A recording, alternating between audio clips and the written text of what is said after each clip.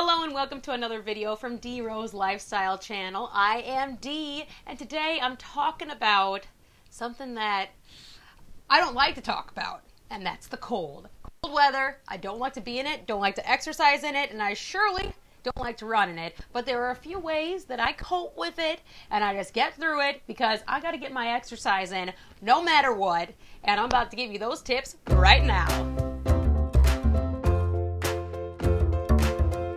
Tip number one is to make sure you bundle up. When you are outside running, your body can increase in temperature up to about 20 degrees. But if it's -40 with the wind chills out, well, you're going to want to make sure you put on enough layers that you get your body up to, at least 0. I have done this plenty of times when I ran in the cold. Wear a pair of leggings and then put a pair of sweats over it because that's going to make sure your legs stay warm. You don't get cramps, you don't get any sorts of aches and pains, and you don't pull any muscles. If your muscles get too cold, that's not good for them. They're not going to be elastic and you're going to hurt yourself. So make sure that everything stays warm because if you aren't warm, well, you're not going to do very well in the cold. Wear a hat, wear gloves, wear 2 pairs of socks if you have to, especially with the snow on the ground. Your feet are going to get cold. Make sure that you are just prepared and bundled up out there. It gets very, very cold, especially running in the mornings.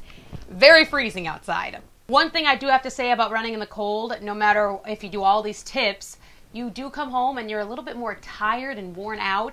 That probably has to do with just the energy you're exerting to get out there, make your body stay warm.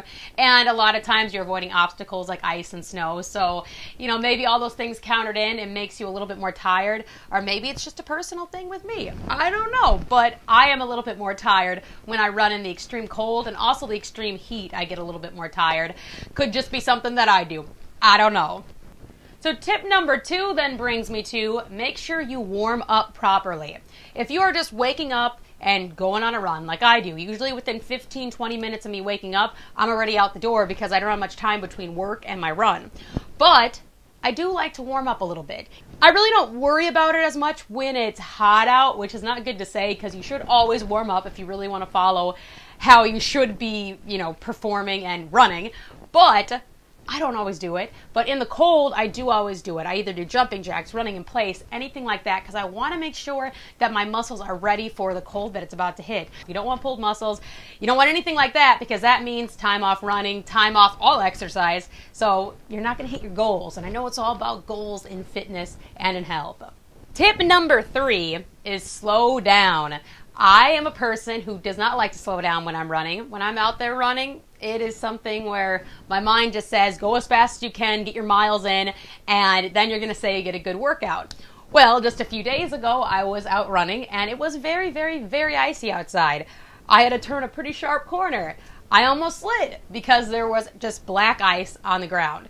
Not good, not safe for me to be running, and, not safe for anyone to be out in. So make sure you slow down, keep your eye out, especially if you're running late at night, or at least when it gets dark out, because does it get dark around 5 o'clock most of the time in the winter? So, and then also if you're running early in the morning like I am, it's still dark outside. There are street lights, things like that, but, you're not always going to see everything. So slow down. Just make sure that everything is okay. And, if you run a little bit slower in the winter, you're going to make it up in the fall, the spring, and the summer. So do not worry about it. Even if you're training for something, this is kind of a time where you're just making your body stay healthy and stay fit, but you're not trying to peak right now. Even if you're training for a race, maybe run indoors if you really need to get that workout in because you need to take it slower outside.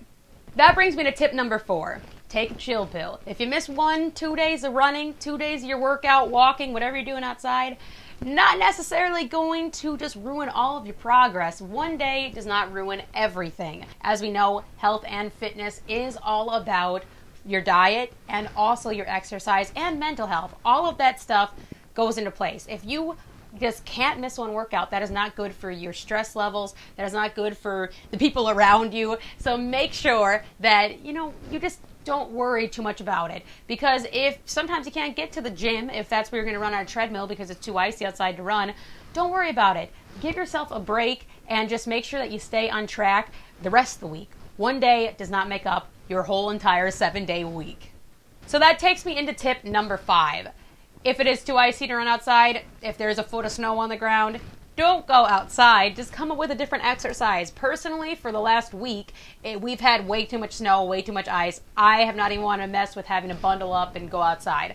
So what I have been doing is I've been riding our bike that we have at our house. You know, just a stationary bike, very good way to get cardio and exercise. I've been doing about a half an hour on the bike and then a half an hour of like HIIT type workouts or weightlifting or just squats, anything to just get my body moving and, you know, keeping my fitness level up. It might not be as good as it was when I was running 5 miles every morning, but it's going to be better than if I just wasn't doing anything at all. So you might not always have your ideal workout that you're doing in the winter, but as long as you're keeping your fitness level up, you're keeping healthy, just don't worry about it. You know, you're doing well, you are still keeping yourself in shape. If you can't get out on that run, there are plenty of other exercise options you can do right at your house.